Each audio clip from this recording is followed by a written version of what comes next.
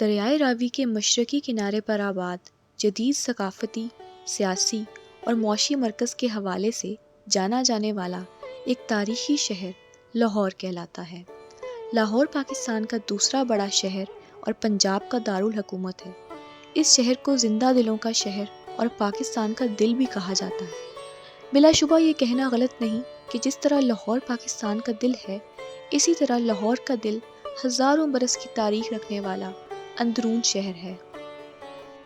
چند روایات کے مطابق لاہور کا پہلا نام لاوا پوری تھا، جو ہندوؤں کے بھگوان رام کے بیٹے لاوا کے نام پر رکھا گیا تھا۔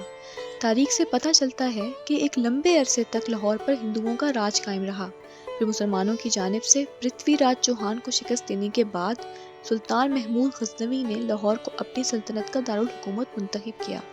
مسلمانوں کے سالوں تک راج کرنے کے بعد منگولوں کی طرف سے اس علاقے کو فتح کر کے بالکل تباہ کر دیا گیا۔ اس کے بعد مغلوں کا دور شروع ہوا، جنہوں نے لاہور شہر کو کئی تاریخی عمارات سے مزین کیا۔ لاہور کو سب سے زیادہ عروج مغلوں کے دور میں ہی حاصل ہوا۔ لاہور کے 12 دروازے قائم کیے گئے، جو آج بھی اندرون شہر کی ثقافت اور قدامت کا نشان سمجھے جاتے ہیں۔ ان 12 دروازوں کے درمیان بسنے والا اندرون شہر اپنے اندر صدیوں کی تاریخ سموئے ہوئے ہے۔ پرانے طرز کی بنی ہوئی بلند عمارتیں، مساجد، گردوارے، مزار، گلیاں، کچا کچ بھرے ہوئے بازار اور روایتی پکوان اندرون لاہور کی زینت سمجھے جاتے ہیں۔ لاہور کی انہی خوبیوں کی وجہ سے ہر سال نہ صرف پاکستان بلکہ بیرون ملک سے بھی ہزاروں لوگ اندرون شہر کی سیر کرنے آتے ہیں۔ So I have a couple of days off and I decided to come to Pakistan just for 4 days. It's unbelievable.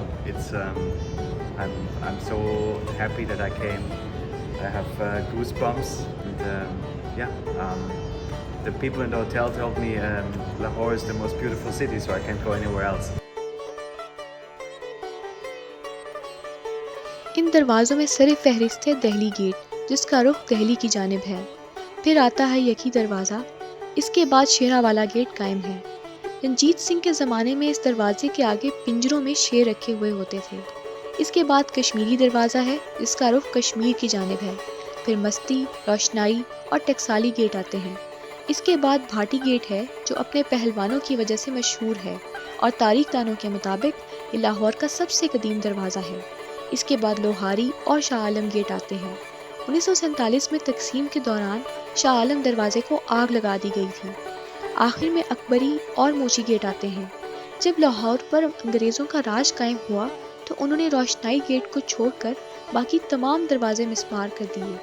بعد میں ان میں سے چند دروازوں کو دوبارہ بنوایا گیا، جس میں Delhi gate, Sheranwala gate, Kashmiri gate, Bhati gate اور لوہاری گیٹ ابھی تک قائم ہیں۔ باقی سب دروازے مسمار ہو گئے۔ ان سب دروازوں میں سے صرف روشنائی گیٹ اب تک اپنی اصلی حالت میں موجود ہے۔ دہلی گیٹ کی حدود میں واقع لاہور کے چند تاریخی مقامات میں سے ایک مقام تنگ گلی بھی ہے، جسے اس کی بناوٹ کی وجہ سے توجہ کا مرکز سمجھا جاتا ہے۔ 2013 سے 2015 کے دوران اسی سے منسلک کچھ مقامات جیسے گلی سورجن سنگھ، سبیل والی گلی اور شاہی حمام کو world city of Lahore authority کی جانب سے بحال کیا گیا۔ بحال کیے جانے والے مقامات میں شاہی حمام بڑی اہمیت کا حامل ہے۔ اس حمام کو شاہ جہاں کے دور میں علام الدین انصاری کی جانب سے تعمیر کیا گیا، جنہیں وزیر خان بھی کہا جاتا ہے۔ مسجد وزیر خان میں داخل ہونے سے پہلے شاہی مہمانوں کے نہانے اور تازہ دم ہونے کے لیے اس حمام کو تعمیر کیا گیا۔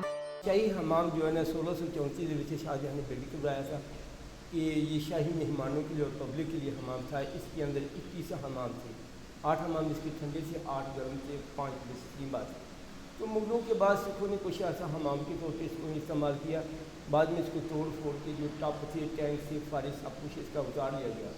تو جب برٹش پیریڈ آیا تو انہیں دیکھیں کہ بلڈنگ بڑی خوبصورت ہے، جن حماموں کی فساد ان کو گرا دیا گیا تھا، جو بچ گئی ان کو اچھی طریقے سے صاف کر کے پہلی عدالتوں نے اس کے اندر لگائی۔ جب ان کی اپنی کمیونیشن بن گئی، وہاں شفٹ ہو گئے، جہاں انہوں نے پرائمری اسکول کھولے جو کہ مسلم اور ہندو ٹیچر اکٹھے پڑھایا کرتے۔ پارٹیشن کے بعد سے ایم سی پرائمری اسکول رہا۔ جب 1999 میں شہباز شریف دیکھا اسے خالی کروایا، خالی کروانے کے بعد ایل ڈی او کے 2 سال کے لیے ٹائم وقت شارٹ ہونے کی وجہ سے انہوں نے اس کے ایک ماربل لگا دیا گیا۔ اب 2013 میں جب ناروے نے امبیسی اسلام آباد نے پڑھنے کی پھر آگاہ کا سرور والوں نے آگاہ کا والوں نے پھر اس پہ سروے کے بعد اس کی ڈگنگ کی گئی. جب ڈگنگ کی گئی تو اس کی یہ نیچرل حمام نکالی گئی. دہلی دروازے کے داخلی راستے پر میڈیا اینڈ انفارمیشن سینٹر کے نام سے ایک ڈپارٹمنٹ بھی قائم ہے، جس کا مقصد لاہور کے تاریخی مقامات کی بحالی اور اندرون شہر میں سیاحت کو فروغ دینا ہے۔ پرووائڈ کرتے ہیں one city of Lahore authority کی طرف سے. ہم یہاں پہ ٹورزم کو پروموٹ کر رہے ہیں کہ ہماری جو ڈپارٹمنٹ ہے اس نے Delhi gate to Lahore fort یہ 1 کلومیٹر کی ٹریل ہے جسے ریسٹور کیا ہے.